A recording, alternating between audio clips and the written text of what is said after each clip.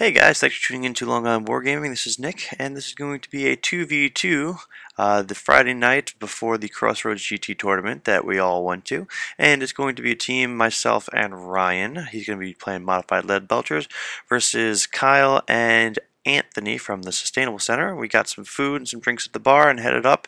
And it's a bit of a fuzzy game, but you know what? We're going to see what we can remember. And I hope you guys enjoy this fun little video. So, if it matters, my magic is Course of the Hern Rat, Blessed with Filth, Wither, Cloud of Corruption, Warp Lightning, and Scorch, and I don't know what anyone else's magic is. I do know what they are running, though. Lizard Men are running High Magic, and then Beasts on the Skink, and Anthony's running Savage. Well, not Savage, well, he needs Savage, but he's running Beasts, Lord Beasts, and he's kind of hoping for Savage and Wissens. So here's another shot of the battlefield. It's quite a mess. Hope you enjoy it. Soak it in. The Ogres are running Heavens, and he's got a Moa Butcher, and then I've got a mixture of Plague and Ruin, as you already know. So you might have seen Kyle's list in a game or two before on my channel, but we've got a unit of Source and a unit of Temple Guard, a bunch of Skinks, some Stegs, and we got a Bastillodon. For the most part, you should know Anthony's list if you watched YouTube battle reports. We got some Trebs that I don't think fired ever. I never used the Storm Banner as a point of reference here because I don't want to screw half of my opponent's armies, which is the Lead Belchers. So the Pegasus and everyone are always shooting, but Anthony forgets to shoot his trebuchets 5 out of 6 turns, so they do make 2 shots. So just note that. But we got Realm Knights, we got Pegasus Knights, we got Lord Flappy Bird, who between Anthony and Kyle and their drunken stupor rename him as Lord Flappy Balls, I think. Yeah, so that was the name for the weekend. He's now called Lord Flappy Balls. And the Lead Belch Army, if you watch my battle report, you kind of know the idea. Ryan has decided to add a BSB, which was a good idea, and drop some Lead Belchers, and also add in Iron Guts instead of Bulls. So this is, if you can call Lead Belcher Army competitive, this is the more competitive Lead Belcher Army, where mine was just 1,250 points worth of Lead Belchers. And for the most part, the Skaven picked up this flank over here, and yeah. So Team Flappy Bird finished deploying first, but they have to pray since Bretonia is on their side, so we decide we'll roll off, but they just won't get the +1. It doesn't matter, we still get first turn. The Hell Pits decide to go 15 inches forward there into that forest, so he's pretty much dead. We do a bunch of magic and shooting and whatnot, but we go on into our opponent's turn, Team Flappy Bird turn 1, and we get a charge here with Lord Flappy Balls and the Realm Knight. So I think one guy dies to some difficult terrain tests, but you know, who cares? So the rest of the movement, the Pegasus run around. It looks like a Pegasus died from some shooting. And, oh, it looks like some Cold One Knights also died from some shooting turn 1. So the Lead Belchers are kind of getting some work done. Not sure. And on this left flank, the Source Warriors don't move up too quickly. The Skinks go ahead and do their little thing. It looks like we've got some Chameleon Skinks right there floating around in the middle of the battlefield, so they must have shown up in scouting. The Rat Darts are just kind of chilling out there, and those Pegasus Knights have moved up, so that's movement. And here's another shot, so you can see funness. So we all saw this coming. Unfortunately, Lord Flappy Bird took a bunch of wounds, which was wonderful for us. He didn't get heroic killing blow onto the Hell Pit, so I was able to attack the Realm Knights. Fun. So I'm not sure what I rolled up here, but who cares? The Hell Pit does not come back to life, but I do get some Rat Swarms, which will choke up the Realm Knights. It looks like Lord Flappy Bird took 2 wounds, and one of the Paladins took 1, so I'll take it. And this is the only time the Trebuchet is shot, 1 time in 6 turns. And it wasn't even in the shooting phase, it was in the combat phase, so riddle me that. But we do go ahead and kill the bunker, which is fine. Luckily the Greyseer is with the Storm Vermin, because I wanted to get some good range on my spells. So he hasn't jumped back to the bunker yet, which was a good thing, I guess. But I end up rolling out my Leadership 7 and passing with the banner in there, so, you know, I'm still alive. Looks like we move on into turn 2. The Hell Pit goes ahead and hits the Bastillodon, so hopefully he'll get her overrun into the Source Warriors. I'll take it. And there's just another shuffle of units, so I do move up slaves so that the Realm Knights are going to have to deal with them. And these slaves move up here to the left, but the Pegasus can fly over, so I don't know what what the purpose there was. So the engineer does pop out of the slave unit, so he can go ahead and do some doom rocket action. And here's just another angle for you. You can see that we're not really pushing towards our opponent here. So in the magic phase, Ryan goes ahead and drops a glorious comet right here. So we've got one token. This is a good battle for having some comets, I think, because if they land, they'll hit a whole bunch of units. We got a little bit of Peg Knights here and some Knights of the Realm, you know, things that are easy to wound, and we need to cut through some armor, and there's plenty of units for it to hit, so hopefully the comets pay off. So we go here with the Doom Rocket. I hit a whole bunch of Realm Knights. The thing is, though, after his armor save and his ward save of the lady, he only ends up losing like 1 or 2 guys. So we go ahead and do some combat. Bastiladon dies, I think like on impact, which was great. Actually, no, probably not, because it looks like he took 2 wounds from something to help it. So probably not impact then, but I do run into the Source Warriors after killing it, which is nice. So that's one thing going for me. And over here, it looks like we kill another Peg Knight or 2. Or no, it looks like we kill a unit of Peg Knights, and then there's 1 unit that has 2 left and 1 with a wound on it. The cold ones are still coming at us. So Team Flappy Balls turn 2.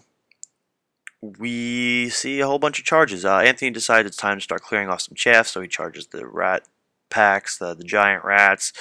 He charges some slaves. The ancient stag charges some slaves. That's fun. The other Pegasus charging some slaves. Over on this side, we have a peg getting in the way of the lead belchers, and Lord Flappybird goes ahead and does a charge onto the Grey Seer in the units of Storm Vermin. So we'll see how that goes. And this charge was made last minute, the cold ones into the Noblars, which was funny because they passed difficult terrain tests, but the throwing weapons actually kill a freaking cold one. How awesome is that? The comet does not yet fall, so we got a second token on it. Looks like my engineer here to the left gets shot down, probably by some skinks, and Lord Flappybird is going to have some issues as the Bonebreaker on the Lord on Bonebreaker moves into contact with him. So here you can see that the slaves pop and they do some damage to some nearby units, including killing half the skinks, killing a knight, actually, a knight of the realm, and a few of my rat darts. The Hellpit goes ahead and dies, but not after taking a few of the Source Warriors with him. And same deal, 3 rat swarms pop up here, so they're going to be dealing with the Source Warriors and chaff them up for a bit. So I forget with Lord Flappybird if there's a challenge declared or something, but neither of the lords die, mine or his. No heroic killing blows are issued to the Grey Seer or the Warlord, so we end up staying here to fight another turn. On to turn 3, the Saber-Tusk goes ahead and does a flank charge on the Skinks. I think Kyle just didn't realize that the Saber-Tusk was still sitting there, or some sort of misplay. I decided it was a good idea to do a flank charge onto the Temple Guard. I guess Temple Guard are stubborn, so it's not that much of a good idea looking back at it, but hey, it's all fun. Here's another shot of the battlefield. You can see the lead belchers are kind of moving up but staying away so that they can shoot some Knights of the Realm at max range.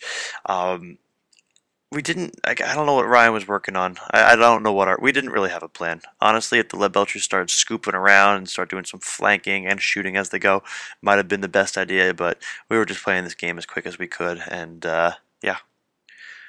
First comet gets a 3rd counter on it, and we drop another comet right here in the middle of everything. Gutter runners show up and destroy the trebuchet. One of the iron blasters takes out an ancient steg, and my unit of slaves pop, and they do some damage here and there, but nothing worth noticing. So it looks here like we have an overrun into some Noblar trappers after clearing off some of my chaff, which is funny because now he's going to take 2 difficult terrain tests, one for the forest, one for the trappers, but only 1 guy dies. So the Grey Seer goes ahead and dies in combat, which means I never issued a challenge with my Bonebreaker Lord, which probably would have been the best possible thing to do to keep the Lord Flappybird busy, but I don't know. Oops.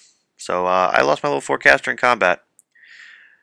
But Flappybird breaks from combat, so I overrun to chase him right into a comet token, so yeah. So we go into Team Flappy Balls turn 3.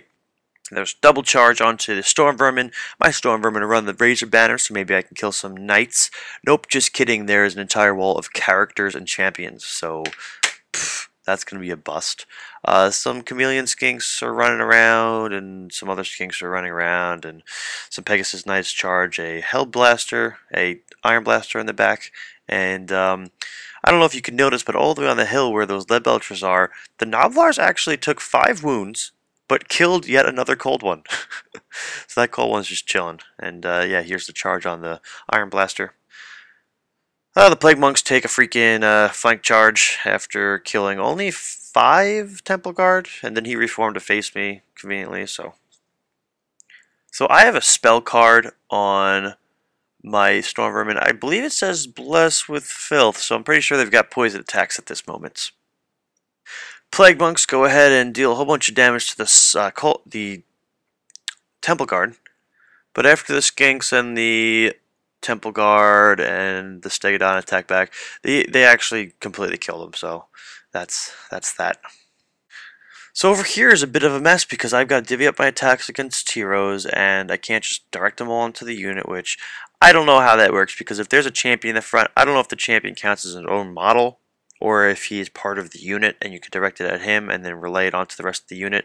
But the way we played it is I have to kill the champion in order to get to the unit, and that's what we went ahead and did. But all my attacks were divvied up. The Bonebreaker unfortunately was only touching one hero, which was the BSB, but I do kill him, which is nice. And thankfully it's a push here, or either that or I hold, so we'll see how that goes.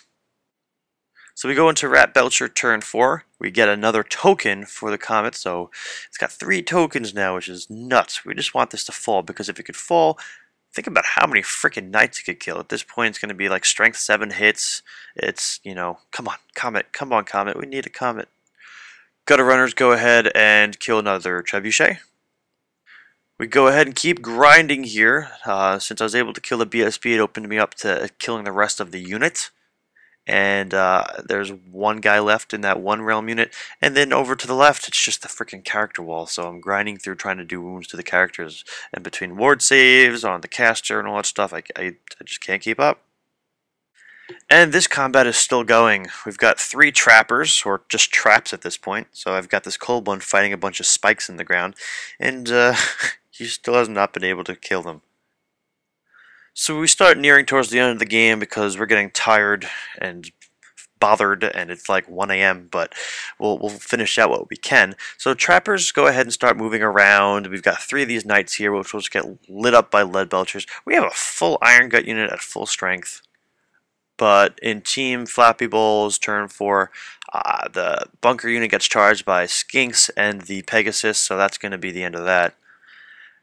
And the Comet finally falls. Now, it's wonderful. Now, the problem is Ryan, poor Ryan, rolls up the shittiest radius he could have gotten, because he could have hit the source, he could have hit the Temple Guard, some Skinks, like Knights of the Realm, Pegasus Knights, but he rolls up really shitty radius, which would have killed that one Knight over there by the Bonebreaker, but doesn't get to him. And then he rolls up really crappy hits for the Realm Knights, so he only kills a few, but man, if we killed that one guy to the right, he would have taken like 2d6 plus 4 hits at strength 7 or something. That would have killed that one Realm Knight guy, and then I could have moved my Bonebreaker into contact with the Realm Knights over here to the left and helped butcher them, but nah, the Comet didn't help us. Especially when he rolls double 6s for how many hits the freaking Storm Vermin get. So he like annihilates the Storm Vermin with the Comet, which is the only thing we didn't want it to do. I mean, I didn't mind taking a few hits from the Comet on the Vermin if everything else was dying, but the Storm Vermin get wiped out. In combat, I'm able to kill one of the Paladins, but there's so few Storm Vermin left that the Knights are able to kill them off. The Knight on the right must have rolled some crazy armor saves because I still can't freaking kill him. It's probably because my attack was strength 5, he has a 5-up ward save still, but I end up rolling Snake Eyes for my Insane Courage. And we are left with this. 1 Storm Vermin, Bonebreaker Lord, and a level 2 caster fighting this one Realm Knight. The other Realm Knights fought their way out of combat. In the end zone, we have Dead Bunker. In like the last turn that we play, we go ahead and have these errant knights or realm knights or whatever go in and help these Coldwood Knight try to finish off those Noblars. And here's the last shot of the battlefield. It's essentially a freaking loss for Team Rat Belcher. We do have the Iron Guts at full strength, but you know what? We got that hero bust in the front of the Realm Knights, which we could kill if we got to them, though. He still has some Pegasus Knights and Skinks that could chaff us up.